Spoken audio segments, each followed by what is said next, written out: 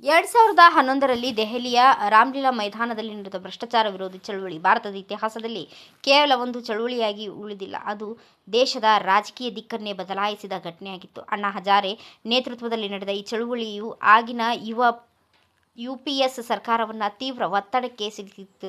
ಲಕ್ಷಾಂತರ ಜನರನ್ನು ಒಗ್ಗೂಡಿಸುವಲ್ಲಿ ಯಶಸ್ವಿಯಾಗಿತ್ತು. ಇದೀಗ ಸುಮಾರು 15 ವರ್ಷಗಳ ನಂತರ ಇದೇ ರೀತಿ ಆಕ್ರೋಶವೊಂದು ಮತ್ತೊಂದು ರೂಪದಲ್ಲಿ ಕಾಣಿಸಿಕೊಳ್ಳುತ್ತಿದೆ. ದೆಹಲಿಯ ಜಂತರ್ ಮಂತರ್ನಲ್ಲಿ ಸುಮಾರು 1 ತಿಂಗಳಿನಿಂದ ನಡೆಯುತ್ತಿರುವ ವಿದ್ಯಾರ್ಥಿಗಳ ಪ್ರತಿಭಟನೆಯು ಇಂತಹದ್ದೇ ಒಂದು ಆಕ್ರೋಶವನ್ನು ಒಳಲಲ್ಲಿ ಇಟ್ಟುಕೊಂಡಿದೆ ಎಂದರೆ ತಪ್ಪಾಗಲಾರದು.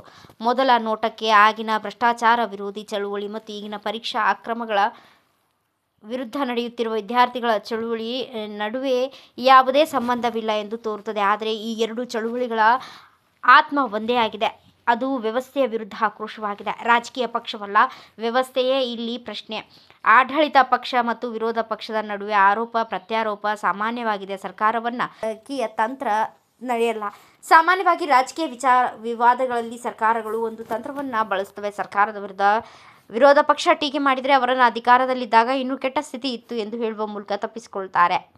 ರಾಜಕೀಯ ಮಾತು ದೂರ. ರಾಜಕೀಯದಲ್ಲಿ ರಾಜಿ ಮಾಡಿಕೊಳ್ಳುವುದು ಸಾಮಾನ್ಯ. ಕಾರ್ಮಿಕ ಸಂಘಟನೆಗಳು ವೇತನ ಹೆಚ್ಚಳ ಕೇಳಿ ಹೋರಾಟ ನಡೆಸುತ್ತಿದೆ. ಸರ್ಕಾರವು ಕಾರ್ಮಿಕರ ಮುಖಂಡನನ್ನು ಕರೆಯಿಸಿ ಸಮಸ್ಯೆ ಬಗೆಹರಿಸುವುದಾಗಿ ಹೇಳಿ ರಾಜಿ ಸಂಧಾನ ಮಾಡುತ್ತದೆ. ಆದರೆ ವ್ಯವಸ್ಥೆ ವಿರೋಧಿ ಚಳವಳಿಗಳು ಈ ರೀತಿ ರಾಜಿ ಮೇಲೆ ನಿಂತಿರುವುದಿಲ್ಲ, ಅವು ನೈತಿಕ ಪ್ರಶ್ನೆ ನಿಂತಿರುತ್ತವೆ ಎಂದರು.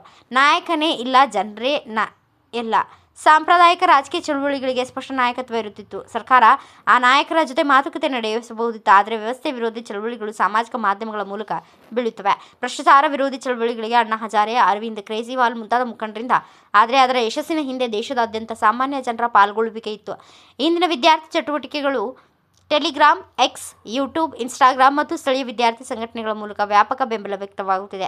ಒಬ್ಬ ನಾಯಕನನ್ನು ಬಂಧಿಸಿದರೆ ಚಳವಳಿ ನಿಲ್ಲುವುದಿಲ್ಲ. ಒಂದು ಸಂಘಟನೆಯನ್ನು ಬಂಧಿಸಿದರೂ ಪ್ರತಿಭಟನೆ ಕೊನೆಗೊಳ್ಳುವುದಿಲ್ಲ.